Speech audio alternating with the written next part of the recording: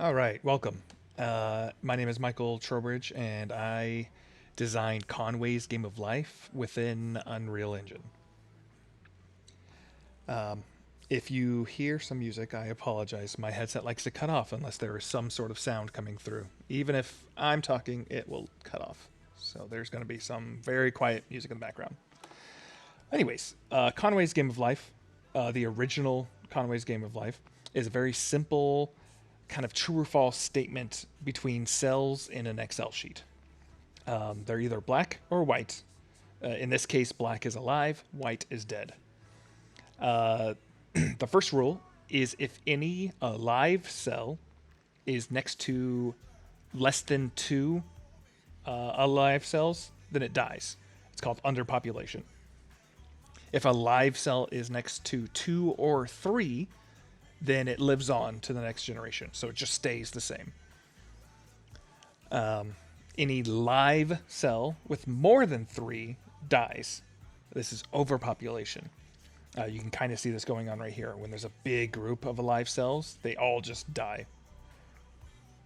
And then the final rule, which is for dead cells, is if a dead cell has exactly three alive cells next to it, it will become alive. Reproduction. So, to translate that into Unreal, I thought of a tile system.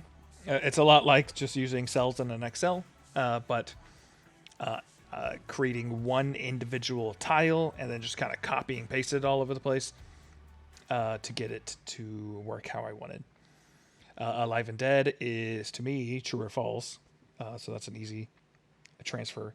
And then this little red thing that is what signifies it's alive. If there's nothing there, it is dead. Another thing from Unreal needs is player controls. And I decided to use WAS and D for the keyboard and the mouse left click. So the player can select which tiles start alive or dead. Actually, let me go ahead and show you that now. So I'm currently playing, and if I click on any tile, it will switch it from alive to not alive. And then I have a very simple UI to actually start the play of the game.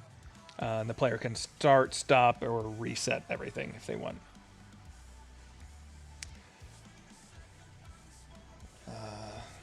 Let's go back to the presentation.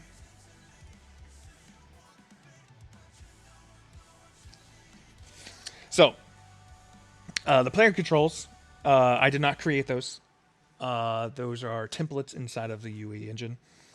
And the first template I thought of was the top-down, because just camera view, I thought top-down was going to work very well. Unfortunately, the controls for top-down take over the mouse, and it controls the character through the mouse. So I thought maybe the third-person character might work a little bit better, because you use WSD to move, and the mouse is almost free to do whatever it wants. Now, in the third-person characters, the mouse controls the camera itself. So what I did was take the camera from top-down character and put it on the third-person character, and took out the function to make sure that the third-person character does not turn with the mouse scroll, or with mouse moving. So it's pretty simple little character control, and it worked fantastically for what I needed. Now, the only input I needed was that left mouse button to basically interact with whatever it hits. So when they left click, it sends a small trace out and asks, what is this? And then from there, I can implement functions like become alive or become dead. Also, the widget for the stopwatch features, like start, stop, and reset. So the first thing I started on was the tile. I knew I was going to do a tile system. I knew I needed a bool to be true or false, as you see here, true, false. And obviously a visual for the player to see if it's actually working or not.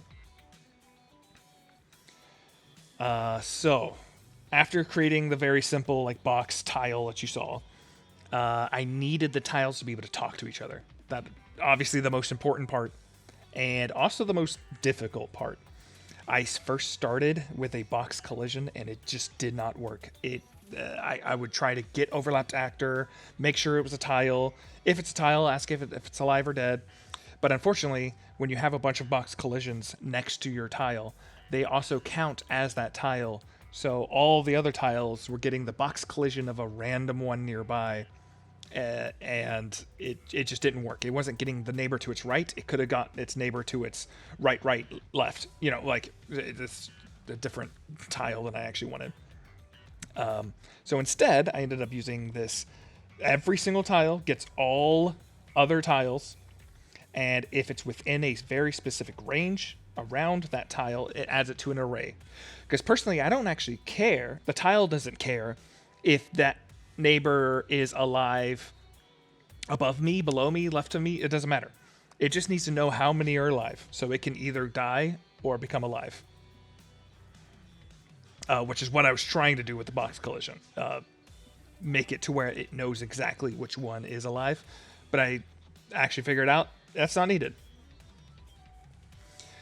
Now, after they communicate each other, if they are alive or dead, each one has a get within itself again that asks, "Hey, are you alive or dead?" If they are alive, it adds an index or a +1 to an index. Let me go ahead and show you that. Let me stop this play. This right here, very simple function. It gets all of its neighbors, which we just saved up there. So it only should have 8 neighbors in here, and then asks those neighbors, "Are you alive?" If you are, increase the index. So the next part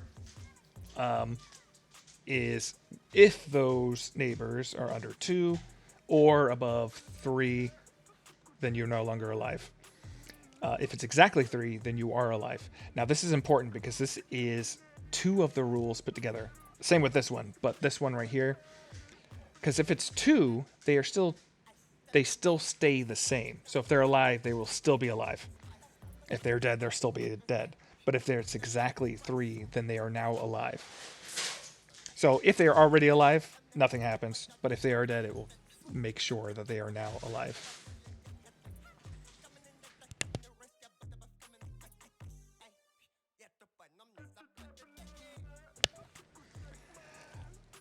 The last piece is what I call the controller.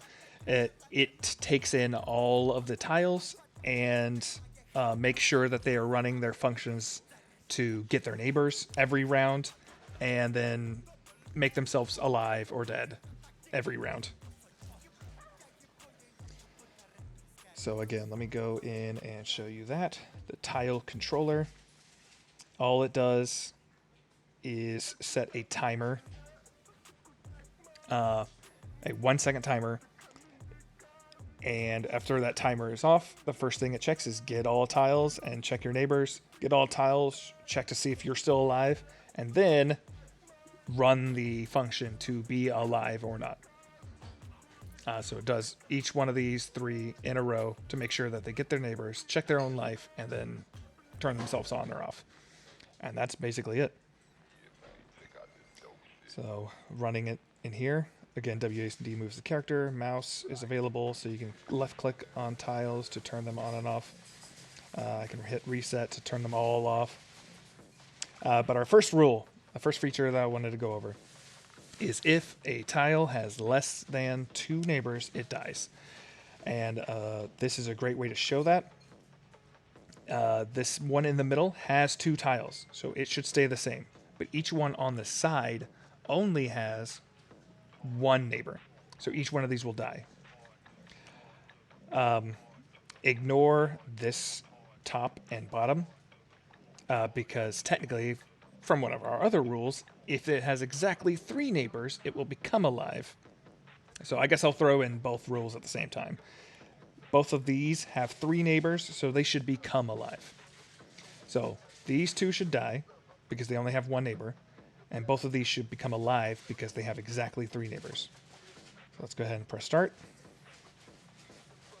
and voila. And this function actually keeps going back and forth because, as you can see, it kind of just switches. This one now has 3 neighbors, so it becomes alive. This one now only has 1 neighbor, so it dies. Let's see, overpopulation. So if one has 4 or more neighbors, I'm sorry, 3 or more. No, okay. If it has more than 3, it dies. So taking that into account, this one right here has 4 neighbors, so it should die. Also keep in mind these corners have exactly 3 neighbors, so they will become alive. If I press start, he dies, they become alive. And it's going to kind of grow out from there. And again, if it has 4 neighbors, it's going to kill itself. Hey, look at that. And it actually went back to the first iteration. Let's see. Our final rule. Let me scroll over here. If it has 2 or 3 neighbors, it stays. I showed that. More than 3, and any dead. Yeah, so we got all 4 rules within those few seconds of gameplay. Just to reiterate, there's one by itself. I press start, he's going to die. Nothing else happens, nothing's going to happen. If I have 2, they should both die. Again, they both still only have less than 2 neighbors. It's when you have 3 that it starts to get real fun. This one only has 1 neighbor, it's going to die. 1 neighbor, it's going to die. This one has 2 neighbors, so it should just stay the same. But these have 3 each, so they will become alive. And it just goes back and forth. Last rule, one more time, is overpopulation. That guy has 4 neighbors, he's going to die from overpopulation. And he's dead. And then it'll continue from there. But that is Conway's Game of Life in Unreal. I hope you enjoyed, and take care.